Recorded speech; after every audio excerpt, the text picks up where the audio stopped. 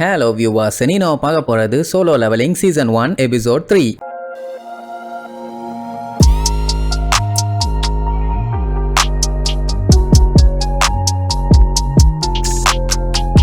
Open பண்ணா அந்த டஞ்சனை தான் காட்டுறாங்க. எல்லா இடமும் ரத்த கலரியா கர்ண கொடூரமா இருக்குது. ஏன்னா அந்த சிலைங்க எல்லாம் விரியாயி சொரியாயி நம்மால போட்டு தொவன்னு போன எபிசோடு போட்டு துவச்சுக்கிட்டு இருந்துச்சுங்களே. ஹீரோவா இருந்தா செருப்படி உறுதிக்கிறத காட்டிட்டா டபுள் டஞ்சன்ல வச்சு ஒரு வழியா செஞ்சுட்டாங்க. அப்படி அடிபட்டு மிதிப்பட்டு அவனால முடியாம கண்ணை திறந்து பார்க்கும்போது பெரிய கத்திய வச்சு ஒரே ஓடு அப்படி போடும்போது அவன் மைண்டுக்குள்ள ஒரு நோட்டிபிகேஷன், கங்காருஜிலேஷன், நீங்க இப்போ ஒரு பிளேயர் ஆயிட்டீங்க. அதுக்கப்புறம் பொசுக்குன்னு எந்திரிப்பான். பார்த்தா பையன் ஹாஸ்பிட்டல்ல இருக்கான். அவனுக்கு ஒண்ணுமே புரியல. என்னன்னா எந்திரிச்சு பார்த்தா அவன் கை இருக்கு, கால் இருக்கு, பாடியில எந்த ஒரு காயமும் ஆன மாதிரி இல்ல. ஆனா இவனை படுக்க போட்டு பரமபதம் விளையாண்டாயிலே. என்ன நடக்குது ஒன்னும் புரியலையே. எல்லாம் கனவா இருக்கும்னு அவனுக்கு லைட்டா டவுட் ஆகுது. அந்த டைமுங்கும் போது திடீர்னு ஒரு 2 பேர் வருவாங்க. அவங்க பாத்தீங்கன்னா கொரியன் ஹண்டர்ஸ் அசோசியேஷன்ல இன்ஸ்பெக்டர்ஸா இருக்கவங்க. ஒருத்தன் பேரு ஊ சின்சுல், இன்னொருத்தன் பேரு காங் டைஷிக். அது மட்டும் இல்லாம இவன் தான் சர்வேலன்ஸ் டீமுக்கு மேனேஜரும் வேற. அதான் அந்த வாரி சிவி இருக்கானே அவன் தான். என்ன விஷயமா இங்க வந்தீங்கன்னு அவன்கிட்ட விசாரிக்கும் போதுதான் அவனே ஒரு பெரிய குண்டு தூக்கி போடுவானுங்க. என்னன்னா நம்ம பையன் 3 நாளா அன்கான்சியஸா இருந்திருக்கான். சரி ஜூஹி சாங்குக்கு என்னாச்சுன்னு கேட்டா அவங்க நிலைமை கொஞ்சம் மோசமா தான் இருக்குது. அட சாங்குக்கு ஒத்த கை போயிருச்சு. அதனால இதுக்கப்புறம் அவரால் ஹண்டராலாம் ஆக முடியாது, ரிட்டையர் தான் ஆகணும். ஜூஹியோட நிலைமை அதை விட மோசம். ஏன்னா நடந்த சம்பவத்துல ரொம்பவும் பாதிக்கப்பட்டு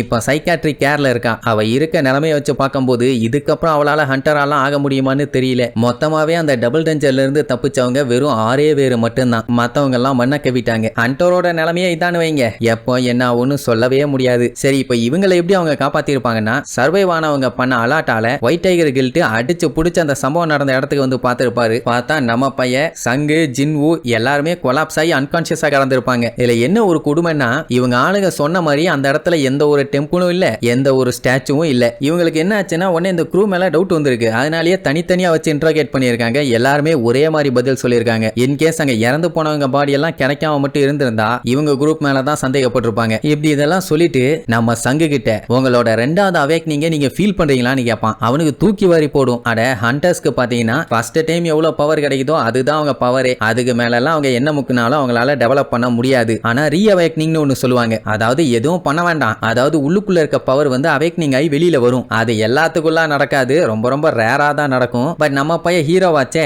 நடந்து தானே ஆகணும். அப்படி மட்டும் அவனுக்குள்ள இருக்க பவர் வெளியில வந்துச்சுன்னா அது அவங்களோட ரேங்க அதிகம் பண்ணி கொடுக்கும். இதனால ஏ ரேங்க் எஸ் ரேங்க்னு அப்படியே மேல மேல போய்கினே இருக்கலாம். பயலுக்கு ஆர்வம் நமக்கு அந்த மாதிரி ஆயிருக்குமான்னு அதை டெஸ்ட் பண்றதுக்கு அங்க மனாமீட்டர்னு ஒன்னு வச்சிருப்பாங்க. பயலுக்கு ஆர்வம் என்னன்னா நம்மளும் நல்ல ரேங்கிங் முன்னாடி வந்திருப்போம்னு அந்த ஊச்சின் சூழால நம்ப முடியல. ஏன்னா அவங்க எல்லாம் சொன்ன கதையை வச்சு பார்க்கும்போது இவங்க போயிட்டு வந்து இருக்கிறது டபுள் டஞ்சனுக்கு. ஹை ரேங்க்ல இருந்தவங்களே அங்க பாதிக்கப்பட்டு செத்து சுடுகாட்டுக்கு போயிட்டாங்க. ஆனா இவன் லோ ரேங்க்ல இருக்கவன் ரொம்ப ரொம்ப வீக் ஆனவன். இவன் மட்டும் எப்படி சர்வைவ் ஆகி இவ்வளவு தூரம் வந்தான்? அதுவும் அவன் பாடியில பாத்தீங்கன்னா அந்த அளவுக்கு அடியும் படல. அதனால செக் பண்ணி பார்க்கலான்னு பார்த்ததுல பயலுக்கு ஆர்வம், எனக்கு செகண்ட் அவேக்னிங் ஆயிருச்சா, எப்படி ஏ ரேங்கா இல்ல ஸ்ட்ரெயிட்டா எஸ் ரேங்கா அப்படின்னு கேட்டா பயலோட ஸ்கோர் வெறும் 10 தான் இருக்குது. காரிக்கிட்டு துப்ப மட்டும்தான் செய்யல. அவனுக்கு பாட்டுக்கு கிளம்பிடுவானுங்க. ஏன்னா இ ரேங்க்ல இருக்கவனுக்கு கூட 70க்கு மேல இருக்கும். ஆனா இவனுக்கு 10 தான் இருக்குது. அப்படின்னா இவன் நார்மல் மனுஷனை விட வீக்கா இருக்கானே அப்படின்ட்டு சேடாய் போவானுங்க. இதுல இன்னொரு பிரச்சனை என்னன்னா அந்த டஞ்சன் வந்து அழிஞ்சு போச்சு. அதனால போய் அதை இன்வெஸ்டிகேட்டும் பண்ண முடியாது. இவன் எப்படி அதுல இருந்து தப்பிச்சான் தான் இன்னும் பெரிய ஆச்சரியமா இருக்குது. அப்ப நம்ம சங்குக்கு ஒரு ஸ்கிரீன் மாதிரி அவன் முன்னாடி தெரியுது. அதையே அவங்க கேட்கலன்னு யோசிச்சுட்டு இருப்பான். அப்ப அதுல பாத்தீங்கன்னா ஒரு மெசேஜ் ஒன்று வந்திருக்கும். என்னன்ட்டு தொட்டு பாப்பா அது ஒர்க் ஆகாது. டச் பேனல் இல்லையான்னு சொல்லிட்டு இருக்கும் போது டப்புன்னு பயலுக்கு அந்த சம்பவம் ஞாபகத்துக்கு வரும். என்னன்னா அது வெட்டும் போதும் இவனுக்கு இதே மாதிரி ஒரு ஸ்கிரீன் வந்து அதுல உங்க ஹார்ட் இந்த மாதிரி 0.02 செகண்ட்ல ஸ்டாப் ஆக போகுது, ஒத்துக்கிறீங்களா இல்ல இல்லையான்னு சொல்லி கேட்டிருக்கோம். அதை அப்படியே யோசிச்சு பார்த்துக்கிட்டு இருக்கும் போது கரெக்டா அவன் சிஸ்டர் அங்க வந்துருவா ஜினா. வந்த உடனே வண்டையா திட்டுவா. ஏன்னா எப்ப பார்த்தாலும் இவனுக்கு இதே வேலையா போச்சு. அவன் மாசம் மாசம் ஜாலியா ஒரு டூருக்கு போக பிளான் பண்ணுவான். ஆனா இவன் தான் ஹாஸ்பிட்டலுக்கு ஆகும்னு வந்துடுறான். அவ ரொம்ப அக்கறையா பேசின உடனே அவனுக்கு சந்தோஷமா இருக்குமா. அவ திட்டுவா, என்னடா இழிப்பு செவினிய பேத்து விடுவேன், இதே மாதிரி பண்ணிட்டு இருந்த அவனே, அப்புறம் நான் ஸ்கூலை கட் பண்ணிட்டு ஜாபுக்கு போயிருவேன், அப்புறம் உன் வேலைக்கு ஆப்பு. ஐ மீன் அவன் ஹண்டரா இருக்க தேவையில்லாம்பா. அப்ப அவகிட்ட அந்த ஸ்கிரீன் தெரியுதான்னு கேட்பானா. அவளுக்கு பாத்தீங்கன்னா அந்த மாதிரி எதுவும் தெரியல. இப்ப அந்த நோட்டிபிகேஷனை நம்ம பையலுக்கு எப்படியாச்சும் படிக்கணும்னு தோணுது. ஆனா எப்படி படிக்கணும்னு தெரியல. ஐ மீன் ஓபன் பண்ண தெரியல. சோ அவகிட்ட இந்த மாதிரி கேம்ல வரும்ல, அந்த மாதிரி வந்தா எப்படி ஓபன் பண்ணுவேன்னு கேட்பான். அவளுக்கு ஒன்னும் புரியல. ஏன் இவன் லூசுத்தனமா பேசிட்டு இருக்கான்னு. சொல்லு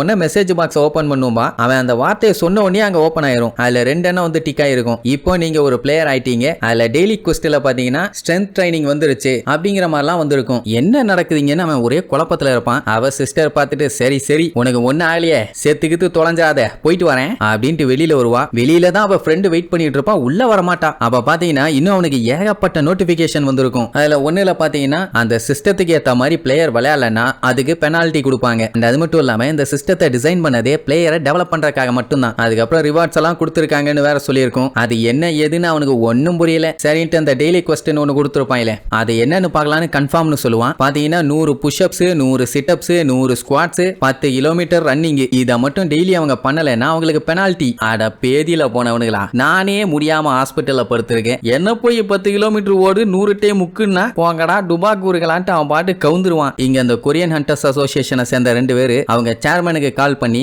செகண்ட் அவேக்னிங்லாம் அவனுக்கு ஒன்னும் வரலைங்கோ, அவன் நார்மலா தான் இருக்கான்னு சொல்லுவாங்க. சொல்ல போனா இன்னும் கேவலமா இருக்கான்னு வேற சொல்லுவாங்க. இப்ப என்னன்னா அத்தனை பேர் செத்துருக்காங்க, ஆனா அது ஒரு பெரிய பிரச்சனையே ஆகலைங்கிற மாதிரி பேசிட்டு இருப்பானுங்க. ஆனா இந்த இன்சிடென்ட்ல புரியாத விஷயங்கள் ஏகப்பட்ட என்ன நடந்திருக்குது. ஆனா அவங்க சொன்ன மாதிரி தான் நடந்துச்சுன்னு இவங்களால நம்ப முடியல. அந்த டஞ்சன்ல நடக்கிறது எப்பவுமே இந்த மாதிரி தான், ஏதாச்சும் வினோதமா நடக்க தான் செய்யும். அதனால இந்த கேஸை வந்து கொஞ்சம் ஸ்பெஷல் கேஸா கன்சிடர் பண்ணி டேட்டா பேஸ்ல சேர்த்து வைக்க சொல்லிடுவாங்க. அப்படியே கட் பண்ணி ஹண்டர்ஸ் கில்டு பில்டிங்க காட்டுறாங்க. அங்க அந்த சாய்ங்கிறவன் சாங்கிறவள அடுத்த பீராங் ரயில்ல இன்ஸ்ட்ரக்டரா போக சொல்லுவான். மேட் என்னன்னா அவன் இப்பதான் அங்க ஜாயின் பண்ணியிருக்கான், பண்ணவனே இப்படி பண்ண சொல்றான். அது ஏன் அப்படின்னா புதுசா வந்திருக்க நியூ ரெக்ரூட்ஸ் எல்லாத்துக்குமே இது ஒரு பிராக்டிகல் ட்ரைனிங். அவளால முடியாதுங்கிற மாதிரி பேசுவா. பட் இருந்தாலும் இதுக்கு முன்னாடி அவன் என்ன பண்ணாலும் அதைத்தான் அவன் இங்கேயும் பண்ண போறா. அது ஏதாச்சும் புதுசா இருந்துச்சுன்னா இவளை பார்த்து மத்தவங்க கத்துக்குவாங்கல்ல. ஹண்டர்ஸ் கில்டு பாத்தீங்கன்னா இந்த கண்ட்ரிலேயே 5 லார்ஜஸ்ட் கில்டுல ஒன்னு. ஆனா இன்டர்நேஷனல் லெவல்ல இது ஒரு வெத்துவேட்டு. இதை யூஸ் பண்ணி இண்டிவிஜுவலா ரேங்கை ஹையர் பண்ண முடியாது. ஆனா இவங்களோட காம்பாக்ட் எபிலிட்டி வந்து நல்லா டெவலப் ஆகும். நமக்குன்னு கிடைக்கிற டைம்ல தான் நம்மளோட டேலண்ட்டை காமிக்க முடியும்னு அட்வைஸ் வேற. சரி அப்படியே கட் பண்ணா அன்னைக்கு நைட்டு பாத்தீங்கன்னா நடு ரோட்ல ஒரு கேட் ஓபன் ஆயிருச்சு.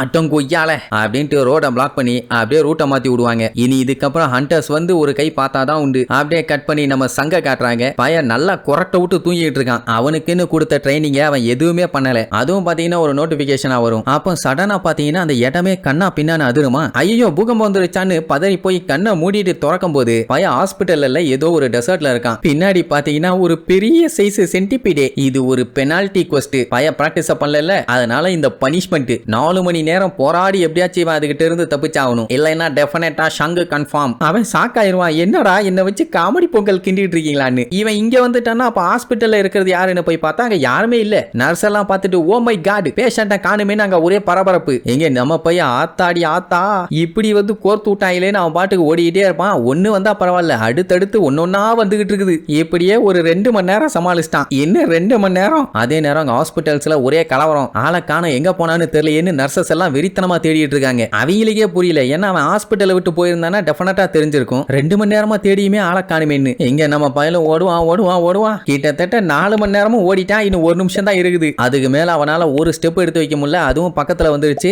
அப்படியே அவனை கவ வரும்போது கடைசியா அந்த 1 செகண்ட் முடியும். அப்படியே தெரிச்சடிச்சு ஹாஸ்பிட்டல்ல வந்து விழுவான். சோ பையன் பெனால்டி டெஸ்ட்ல சர்வைவ் ஆயிட்டான். இதுக்காக ரிவார்டெல்லாம் கொடுத்திருக்காங்க. ரிவார்டை செக் பண்றீங்களான்னு வேற கேள்வி. கரெக்டா அந்த டைம்னு பார்த்து நர்சஸ் எல்லாம் வந்து அட வீணா போனவனை எங்கடா போய் தொலைஞ்ச, கீழே படுத்துக்கிட்டு என்னடா கதகளி ஆடிட்டு இருக்க, மேல வாடா பரதேசிக்கு பிறந்த பண்ணாடன்னு தூக்கி போடுவாங்க. அப்படியே கட் பண்ணா அடுத்த நாள் பையன் ஸ்போர்ட்ஸ் டெஸ்ட் எல்லாம் போட்டுட்டு அந்த ட்ரைனிங்கை கரெக்டா பண்ணிடலான்னு முடிவு பண்ணிட்டான். அவ தங்கச்சி என்னடானா கால் பண்ணி நீ தான் சரியாயிட்டில, எனக்கு ஹோட்டல்ல ட்ரீட் கொடுன்னு வேற கேப்பா. நான் எப்படி உனக்கு வேட்டு தான் வைக்கணும் ட்ரீட்டான்னு சொல்லிட்டு கிளம்பிடுவான்னு வைங்க. அதே நேரம் ஜூஹி இருக்கால, அவ ஆல்ரெடி அந்த டபுள் டஞ்சன்ல மாட்டி சிக்கி சின்னாபின்னமாயி அதுல இருந்தே இன்னும் அவன் நார்மலாகி வரல. இதுல அடுத்த ரைடுக்கு வேற வாங்கன்னு சொல்லி கூப்பிடுவானுங்க. என்னன்னா ஹேப்ஜாங்ல வந்து டி ரேங்க் கேட் ஒன்னு ஓப்பன் ஆயிருக்குதாமா. மத்த எல்லா கேர்ள்ஸுமே வேற ஒரு வேலையா போயிட்டானுங்க. சோ இவ தான் வந்தாகணும், வேற வழி இல்லங்கிற மாதிரி சொல்லி கூப்பிடுவாங்க. அண்ட் அது மட்டும் இல்லாம நம்ம சங்ஜின் ஊ எந்திரிச்சிட்டான்னு வேற சொல்லுவாங்களா, அவளுக்குன்னா செம ஹாப்பி. சோ நேரா பூக்குடைய தூக்கிட்டு இதோ வந்துட்டேன் அப்படின்ட்டு அவனை பார்க்க ஹாஸ்பிட்டல் போவா. அங்க 2 நர்ஸுங்க வெளியில எட்டி பார்த்துட்டு மறுபடியும் இவன் ஓட ஆரம்பிச்சிட்டானா, பைத்தியக்கார பையன். கண்ண முழிச்சதுல இருந்து காவாலி பையன் ஏன் இப்படி ஓடுறான்னு தெரியல. இப்படியே பண்ணிட்டு இருந்தானா அவன் பாடி டெட் பாடி ஆயிராது. ஹண்டர்ஸா இருந்தாங்கன்னா கொஞ்சம் நார்மல் பீப்புளை விட சீக்கிரமா ஹீல் ஆகும். ஆனா இவனை பார்த்தா அப்படி தெரியல. பட் அவன் ட்ரை பண்றான். ரெஸ்ட் எடுங்கன்னு சொன்னாலும் கேட்டு தொலைய மாட்டேங்கிறானேன்னு சொல்லிட்டு இருக்கத கேட்டவனே என்ன யோசிச்சான்னு தெரியல. ஜூஹி அங்க இருந்து கிளம்பிட்டான். இப்ப பாத்தீங்கன்னா நம்ம பையன் கான்சியஸ்க்கு வந்து 4 நாள் ஆகுது. அதுல அவன் ஒரு விஷயத்த மட்டும் தெளிவா கண்டுபிடிச்சிருக்கான். என்னன்னா இப்ப அவன் முன்னாடி வருதே ஸ்கிரீன், அது ஒண்ணு ஹாலுசினேஷனால வரல. ஏன்னா அதுல கொடுக்கிற ஒவ்வொரு கொஸ்டையும் அவன் கம்ப்ளீட் பண்ண அவனுக்கு 3 3 விதமான ரிவார்டு கிடைக்கும். ஒன்னு, இப்ப 10 கிலோமீட்டர் ஓடனவன எவ்வளவு டயர்டா இருக்கும், அந்த டயர்டெல்லாம் போய் பய உடனே ரெக்கவர் ஆயிருவான். அதுக்கப்புறம் இவன் டாஸ்கை கம்ப்ளீட் பண்ணதுக்கு பாயிண்ட்ஸ் கொடுப்பாங்க. அந்த பாயிண்ட்ஸை அவன் எதுக்கு வேணாலும் இன்க்ரீஸ் பண்ணிக்கலாம். அவனோட ஸ்ட்ரென்த்துக்கு, இல்ல அஜிலிட்டிக்கு, பெர்சிஸ்டன்ட்டுக்கு, இல்ல வைட்டாலிட்டிக்கு, இல்ல இன்டெலிஜென்ஸ், இப்படி எதுக்கு வேணாலும். ஆனா இந்த கிறுக்கு பைய ஸ்ட்ரென்த்தை மட்டும் தான் இன்க்ரீஸ் பண்ணுவான். அப்பதானே ரொம்பவும் பவர்ஃபுல்லா இருக்க முடியும். அதுக்காக அண்ட் அவனுக்கு அந்த பாயிண்ட்ஸ் இன்க்ரீஸ் ஆக ஆக அவனோட ஸ்ட்ரென்த்தும் இன்க்ரீஸ் ஆகுதுங்கிறத நல்லா ஃபீல் பண்ண முடியுது. இதெல்லாம் டோட்டலா யோசிச்சு பார்க்கும்போது சில்லித்தனமா ஒரு கேம் மாதிரிலாம் இருக்குது அப்படின்ட்டு பப்ளிக்கா லூசு மாதிரி தனியா பேசிடுவான். அங்க இருக்க மொத்த பேரும் ஐயோ நார்மல் ஹாஸ்பிட்டல்ல ஒரு பைத்தியக்காரன் வந்து உட்கார்ந்துட்டானேங்கிற மாதிரி கூடுவாங்க. சிரிச்சே சமாளிப்பான். எப்படியே பைய குவெஸ்ட்டை கம்ப்ளீட் பண்ணி கடைசியா இந்த டெய்லி குவெஸ்ட் ரிவார்டு ஒன்று கிடைக்கும். அது பாத்தீங்கன்னா ஒரு ரேண்டமான லூட் பாக்ஸ். இந்த மாதிரி ஒவ்வொரு டைமும் கிடைக்கும். இதுக்குள்ள அப்படி என்னதான் கிடைக்க போகுதுன்னு பார்த்தா ஒரு சாவி. இதுக்கு முன்னாடி தேவையில்லாம பென்ஸ், பேண்டேஜஸ் எல்லாம் கிடைச்சது, அதெல்லாம் தேவையில்லைன்னு வைங்க. ஆனா இப்போ ஒரு சாவி கிடைச்சிருக்குது. கண்டிப்பா ஏதாச்சும் முக்கியமான ஒன்னாதான் இருக்கணும். சரின்ட்டு அதை ஃபோக்கஸ் பண்ணி பார்க்கும்போது அது எதுக்கான சாவினோ அதை சொல்லிடுவாங்க. இன்ஸ்டன்ட் டஞ்சனை சேர்ந்தது அண்ட் இது எக்ஸிட் 3ல தான் யூஸ் பண்ணணும். அந்த எக்ஸிட் பாத்தீங்கன்னா ஹப்ஜியாங் சப்ஸ்டேஷன்ல இருக்குது. அதே ஏரியால தான் ஆக்சுவலா ஒரு கேட்டும் ஓபன் ஆயிருக்குது. மேபி இதுக்கும் அதுக்கும் ஏதாச்சும் கனெக்ஷன் இருக்குமோ, சரி பாப்போம். ஆனா இவனுக்கு சொல்லியிருக்க ரூட் வேற. கண்டிப்பா அது இன்னும் இவனோட ஸ்ட்ரென்த்தை இன்க்ரீஸ் பண்ணுன்னு அவனுக்கு ஒரு நம்பிக்கை. இன்னும் பாத்தீங்கன்னா ஊருக்குள்ள அந்த D-Rank கேட்டை பத்தி தான் பயங்கரமா பேசிட்டு இருப்பாங்க. அப்புறம் வேற எங்கெங்கெல்லாம் கேட் ஓபன் ஆயிருக்குது, அங்க ஹண்டர்ஸ் எல்லாம் எப்ப போவாங்க, கண்டிப்பா அந்த டிராபிக் டிலேஸ் எல்லாம் கொஞ்சம் இருக்கும் அப்படி இப்படின்னு வழக்கம் போல மக்களுக்கு தேவையான விஷயத்த பூரா நியூஸ்ல சொல்லிட்டு இருப்பாங்க. மத்தபடி பெரிய கலவரம்னு ஒண்ணு நடந்த மாதிரி இல்ல. அப்படியே கட் பண்ணா நம்ம பையன் நேரா அவங்க அம்மாவை போய் மீட் பண்ணுவான். கொஞ்சம் கவலையா தான் இருக்கும். ஏன்னா படுத்த படுக்கையாவே ரொம்ப நாளா இருக்காங்க. அப்பதான் 4 வருஷத்துக்கு முன்னாடி அவங்க அம்மாவுக்கு என்ன ஆச்சுன்னு சொல்லி ஒரு சின்ன பிளாஷ்பேக் ஒன்று காட்டுவாங்க. ஒரு நாள் பாத்தீங்கன்னா திடீர்னு அவங்க மயக்கம் போட்டு விழுந்துட்டாங்க. அவங்க கிட்ட எந்த ஒரு ரெஸ்பான்ஸுமே இல்ல. நேரா ஹாஸ்பிட்டலுக்கு கூட்டு போனா டாக்டர் ஒரு பெரிய குண்டு தூக்கி போடுவான். என்னன்னா இவங்களுக்கு இட்டர்னல் ஸ்லீப் டிசீஸ்னு ஒன்று வந்திருக்குது. இத ஃபைனல் ரெஸ்ட்னு கூட சொல்லுவாங்க. இந்த பஞ்சாயத்து இந்த உலகத்துல கேட் ஓபன் ஆக ஆரம்பிச்சதுல அப்பல இருந்து ஸ்டார்ட் ஆனது. இன்னொரு மேட்டர் என்னன்னா இந்த டிசீஸ் எல்லாத்துக்குமே வராது. 10,000 பேர்த்துல ஒரு ஆளுக்கு தான் வரும். அதுல இவங்க அம்மா சிக்கி இருக்காங்க. இந்த பிரச்சனை அந்த மனாவோட எக்ஸ்போஷரால தான் வந்திருக்குது அப்படிங்கிற மாதிரி சொல்லப்படுது. ஆனா கன்ஃபார்மா தெரியல. இப்போதைக்கு டாக்டர்ஸால பண்ண முடிஞ்சது அவங்க உயிரை தக்க வச்சுக்கலாம். மத்தபடி எல்லாம் வேற ஒண்ணும் பண்ண முடியாது. அதுக்கப்புறம் இனிமேட்டு குடும்பத்தை நம்ம தான் பாத்துக்கணும்னு சொல்லி பயங்கரமா எக்ஸசைஸ் பண்றது, அப்புறம் அந்த மூட்டை தூக்குற வேலைக்கெல்லாம் போறதுன்னு அவன் பாடியை நல்லா ட்ரெயின் பண்ண ஆரம்பிச்சான். அதுக்கப்புறம் பையன் ஒரு வழியா ஹண்டராவும் குவாலிஃபை ஆயிட்டான். ஏன்னா ஹண்டர் ஆனாதான் காசு நிறைய கிடைக்கும். ஏன்னா அதை வச்சு அவங்க அம்மாவுக்கு ட்ரீட்மெண்ட் செலவையும் பாத்துக்கலாம். ஜின்னாவை நல்லபடியா படிக்க வச்சிடலான்னு ஒரு பிளானிங். அந்த வேலை டேஞ்சர் தான். ஆனா லைஃபை நல்லபடியா லீட் பண்ணி கொண்டு போகணும்னா இது அவன் பண்ணித்தான் ஆகணும். சரின்ட்டு ரைடுகள்லாம் போனா அங்க காப்ளின்ஸ் தான் இவனை போட்டு பொழந்து கட்டுவாங்க. அங்க இருக்கவங்க சும்மா இருப்பாங்களா, கடுப்பாயி ஓரம் போடா, உன்னால எங்களுக்கும் பஞ்சாயத்தா இருக்குன்னு அவனை பிடிச்சி வாங்குன்னு வாங்கிட்டு அவனுக்கு போய் சண்டை போடுவானுங்க. இப்ப பாத்தீங்கன்னா ஏதாச்சும் இவன் பண்ணா மட்டும்தான் அவனுக்கு காசும் கிடைக்கும். அதனால பைய கஷ்டப்பட்டு போராடி அவனால என்ன முடியுமோ அதை பண்ணுவான். ஆனா இப்பதான் பைய பயங்கரமா ட்ரைனிங் எடுத்து அவனோட ஸ்ட்ரென்த்தை இன்க்ரீஸ் பண்ணிட்டானே. ஒரு கை பாத்துறேன்னு சொல்லிட்டு அந்த ஹப்ஜாங் ஸ்டேஷனுக்கு கிளம்பிடுவான். அதுவும் போய் நின்னுட்டு கண்டிப்பா எது வந்தாலும் அதை அடிச்சு தெறிக்க விட முடியும்னு சொல்ல மாட்டான். எது வந்தாலும் சரி ஈஸியா தப்பிச்சு ஓடிடுவேன், அந்த அளவுக்கு எனக்கு ஸ்ட்ரென்த் இருக்குன்னு சொல்லிட்டு இருப்பான். எப்படி சூப்பர்ல. சரின்ட்டு சாவி எடுப்பான். அங்க கரெக்டா சாவி போறதுக்குன்னே ஒரு இடம் உருவாகும். போய் சாவியை போட்டோன்னு டோர் ஓபன் ஆயிரும். ரைட் உள்ள போனோடனே நோட்டிபிகேஷன் வந்துடும், நீங்க இன்ஸ்டன்ஸ் டஞ்சனுக்குள்ள வந்துட்டீங்கன்னு. மொத்தத்துல அப் டு டேட்ல எல்லாத்தையும் காட்டிடுது. ஏதாச்சும் வந்துச்சுன்னா இந்த வழியாவே பிச்சுக்கிட்டு ஓடிடலான்ட்டு திரும்பி பார்த்தா அந்த இடம் மூடிச்சு. ஐயோ எப்படி வெளியில போறதுன்னு ஷாக் ஆவான். அவனை கிராஸ் பண்ணிட்டு ஒரு பொண்ணு போனை நோண்டிக்கிட்டே கேஷுவலா போவான். அதுலயே தெரிஞ்சு போச்சு அவன் வேற டைமென்ஷன்ல இருக்கான், அந்த பொண்ணு வேற டைமென்ஷன்ல இருக்கான்னு. அண்ட் இந்த இன்ஸ்டன்ஸ் டஞ்சன் பாத்தீங்கன்னா சாதாரண டஞ்சன்ஸ் மாதிரி தெரியல, ரெட் கேட் மாதிரி இருக்குது. தனியா போனா தப்பிக்க முடியுமான்னு தெரியலையே. ஏதாச்சும் பஞ்சாயத்துனா அவன் ஸ்ட்ரென்த்தை யூஸ் பண்ணி ஓடி வந்துடலாம்னு நினைச்சான். அதுல பட்டல்லி போட்டாயிலேன்னு பாத்துக்கிட்டு இருக்கும்போது இன்னொரு நோட்டிபிகேஷன். ஒன்னு அவன் அந்த பாஸை காலி பண்ணணும், இல்லன்னா அந்த டெலிபோர்டேஷன் ஸ்டோனை யூஸ் பண்ணணும். அப்படி இல்லன்னா இங்கே கடந்து சாவணும். ஏன்னா இந்த இடத்தை விட்டு தப்பிக்க இது 2 மட்டும்தான் வழி, வேற வழியே இல்ல. ஏண்டா E-Rank பீஸ்ட பார்த்தாலே 880ல ஓடுவேன் நானு. இப்ப இது என்ன டஞ்சன்னே தெரியல, இங்க வந்து கோர்த்து விட்டானுங்களே.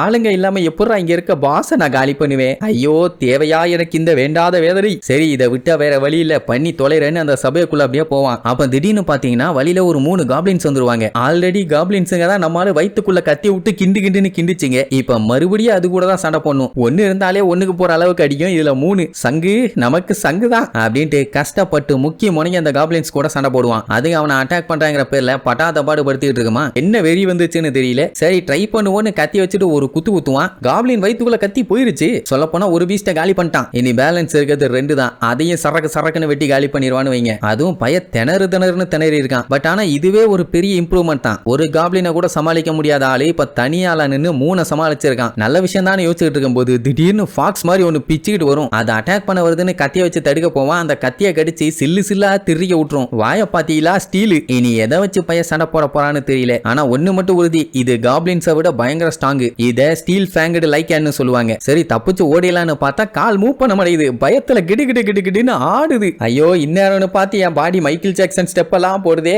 செவல ஓடுடா ஓடுன்னு முக்கிட்டு இருப்பான். ஆனா அதுக்குள்ள ஓடி வந்து அதை மூஞ்சில ஒரு கோடு போட்டு விட்டுரும். இப்ப மேட்டர் என்னன்னா, இவனுக்கு எசக பொசக ஏதாச்சும் அடிபட்டுச்சுன்னா ஹீல் பண்ண ஆளுங்க இல்ல. அதனால முடிஞ்ச அளவுக்கு இன்ஜூரி ஆகாம தான் சண்டை பண்ணுங்கிற மாதிரி முக்கிட்டு இருப்பான். அந்த டைமுங்கும் போது அந்த உல்ஃப் மின்னல் வேகத்துல அங்க இங்கன்னு ஜம்ப் பண்ணி அப்படியே நம்மாலு மேல ஒரு ஜம்ப் ஆத்தாடின்னு பார்த்து பீதியில பேதி ஆயிருவான். இதுக்கப்புறம் அதுகிட்ட இருந்து தப்புச்சானா இல்ல தவடாலேயே அடி வாங்கினானு அடுத்தடுத்த எபிசோட்ல பார்க்கலாம். டாடா.